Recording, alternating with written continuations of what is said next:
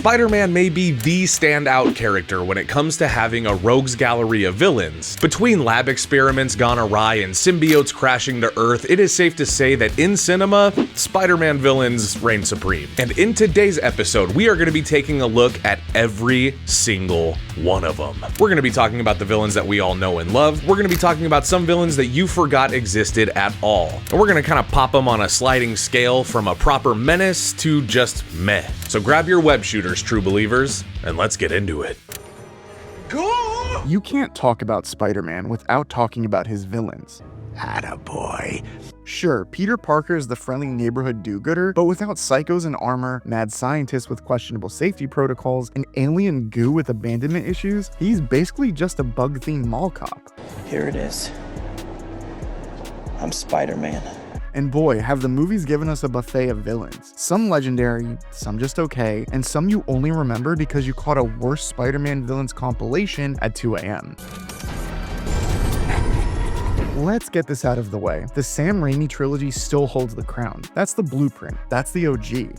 You know how much I sacrificed? Those villains didn't just show up to cause trouble. They had dinner with Peter's Aunt May, mentored him, dated his best friend, and even got him dancing across New York City. But I digress. Look at little Goblin Jr. Gonna cry? So in this ranking, not only are we going to discuss Tobey's Spidey, but we're also going to be swinging into the Spider-Verse for some multiversal bad guy greatness, as well as give the MCU credit where it's due for keeping things fresh and poking our heads into the world of the Sinister Six, I mean, the Amazing Spider-Man. Who would you say is top tier? Well, if you want to listen to us, that's easy. Alfred Molina's Doc Ock in Spider-Man 2 is the gold standard. Otto starts as Peter's science mentor. Tells me you're brilliant. He also tells me you're lazy. You know, the guy you'd ask for homework help, and ends as a mechanical armed wrecking machine with AI tentacles sassier than Tony Stark. Listen to me now. They've also been known to break out into singing to Fiddler on the Roof. That elevated train fight, that's still a masterclass in superhero action. Hell, it even released its own Lego set this year. You have a train to catch. But the tragedy of it all? Otto's not evil to the core, just one bad science experiment away from a redemption arc. Honestly, if OSHA existed in the Marvel Universe, the guy would have just been fined and sent home. I will not die a monster. Right behind him, or maybe tied depending on who you ask, is Willem Dafoe's Green Goblin. Dafoe plays Norman Osborn like he's in a one-man Broadway show where the audience is trapped in their seats. Out am I? Yes, the original armor looked like a rejected Power Rangers villain, but Spider-Man 1 and No Way Home proved he didn't need it. His face is the mask. You can thank me later. His lines in each film, they're legendary. And because of him, I'd like to think I'm something of a scientist myself. You know, I'm something of a scientist myself. And the guy's chaos level is off the charts. Bonus points for being Peter's best friend's dad, which turns every battle into a Thanksgiving dinner gone wrong. Just don't tell Harry we ranked him so high. Avenge me! No! The Prowler from Into the Spider-Verse proves you don't need a ton of dialogue to cement yourself as an elite Spider-Man villain. Mahershala Ali's Aaron Davis is already compelling as Miles Morales' cool, mysterious uncle, but the reveal that he's also the Prowler turns that relationship into one of the most emotionally loaded hero-villain dynamics in the franchise. His design is flawless, sleek, predatory, and honestly terrifying, but it's the sound design that makes him legendary. That low blaring horn that hits every time he appears isn't just a theme, it's a warning siren that something very bad is about to happen. His chase scenes feel like horror sequences, and his death hits as hard as anything in any live-action Spidey film. The Prowler's a top-tier villain, and unfortunately, he's a threat Miles doesn't just have to fight, but he's one he loves. That's Spidey storytelling at its best. I'll kill you and everybody you love. Michael Keaton's Vulture in Spider-Man Homecoming rounds out the elite. Toomes isn't a billionaire or a scientist gone mad, he's just a blue-collar guy who got shafted by the system and decided to fix it by stealing alien tech.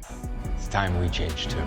The car scene where he realizes Peter's Spider-Man is perfect. No gadgets, no costume, just pure I will end you dad energy that only Batman, I mean Michael Keaton, could provide. It's honestly scarier than most supervillains in full battle gear. Let's just hope in the future he doesn't get sidelined into Morbius 2 Morbin time. But I think a bunch of guys like us should team up. Could do some good.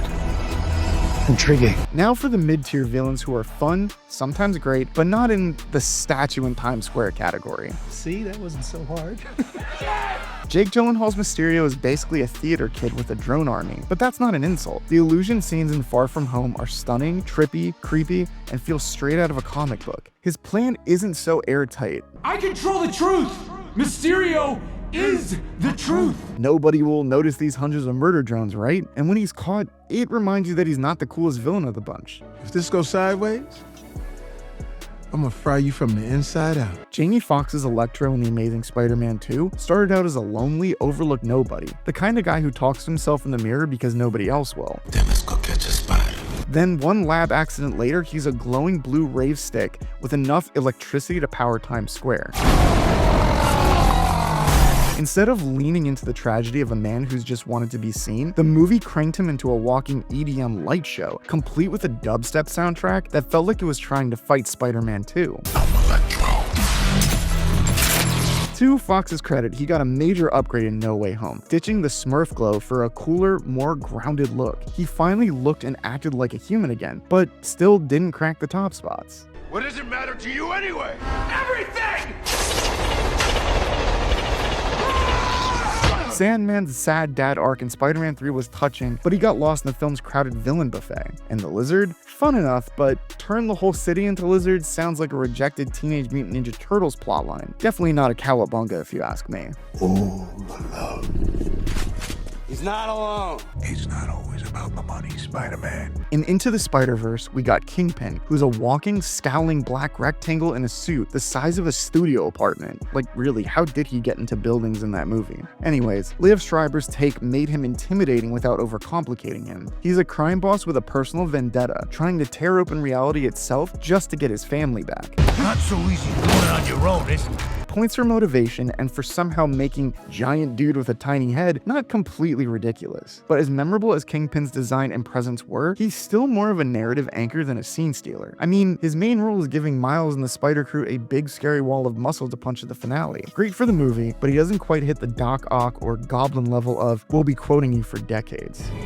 I'm gonna take everything from you, like I took everything from me. Then Across the Spider-Verse swung in with The Spot, voiced by Jason Schwartzman, who started as a walking joke, literally. I mean, look at his body. It's covered in interdimensional ink blot portals, before slowly evolving into a genuinely unsettling multiversal threat. It's rare for a villain to go off from the butt of a joke to actual nightmare fuel in the same film, but The Spot pulls it off. Watching him learn to weaponize his portal powers, hopping between dimensions like he's late for multiple dentist appointments, is as fascinating as it is creepy. Well, that was another easy adventure for Spider-Man. Still, he spends most of the movie in progress mode, and his arc won't be fully realized until the next installment. So while he's compelling and unique, he's not ready for the top tier crown just yet. Consider him a mid-tier villain with a high breakout potential. Come back to your nemesis. Don't escape. Pussy.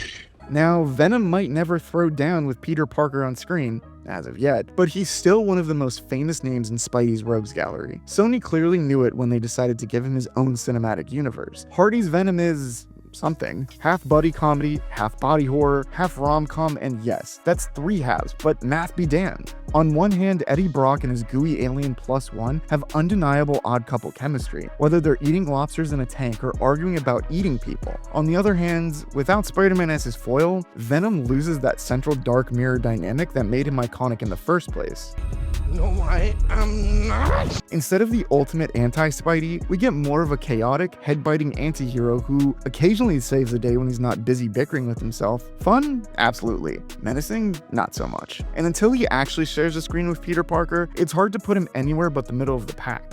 He did not taste good. And now we go to the bottom of the barrel, ladies and gentlemen. Paul Giamatti's Rhino in Amazing Spider-Man 2 shows up for 5 minutes and yells, "I am the Rhino," like he's auditioning for a monster truck rally, and then he leaves. I am the Rhino! And there's DeHaan's Green Goblin from that same movie, which somehow managed to feel unnecessary and unintentionally hilarious. Harry Osborn's transformation into the Green Goblin should have been a slow burn tragedy. He starts the movie as Peter's long-lost rich kid pal, spends about 10 minutes being nice, another 10 getting mad, and then he jumps headfirst into a serum-induced makeover that makes him look like a meth-addicted leprechaun. We can't make this stuff up.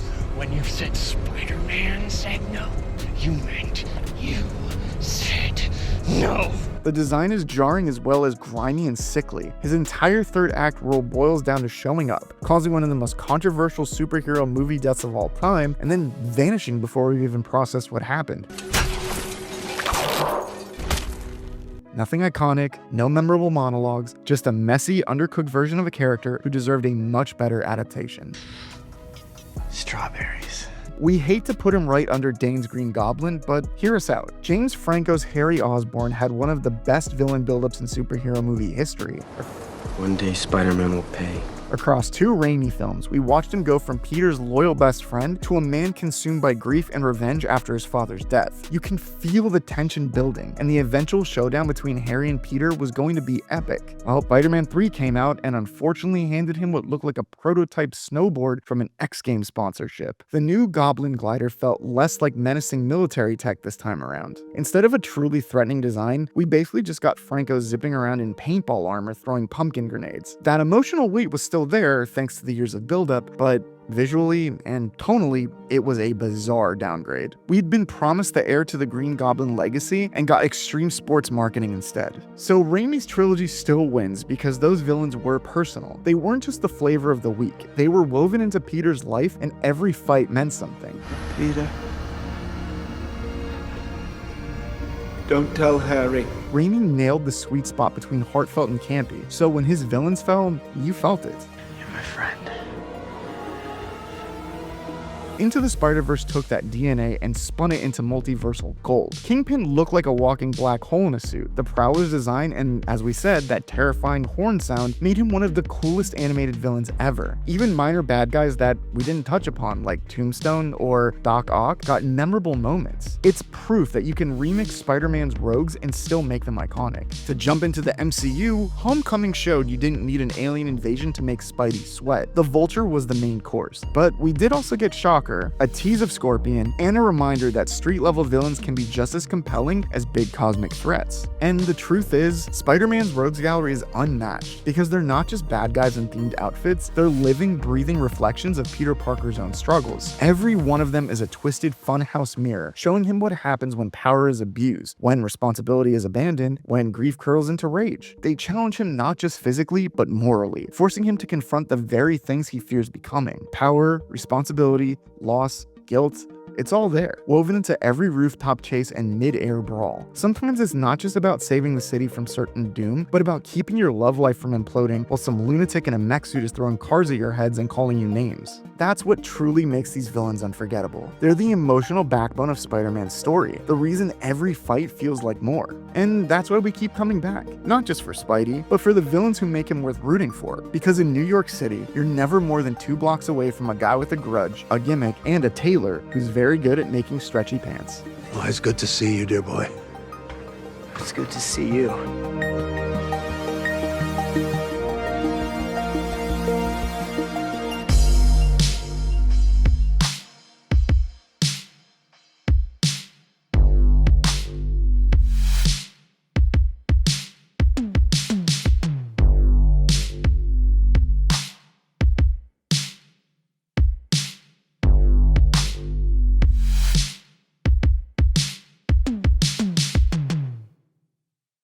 Thank you for clicking on our video, everybody. If you like what you saw here, please make sure you like the video and subscribe and share with your friends who like this sort of content. JoBlo was created by movie fans for movie fans, and we appreciate your support.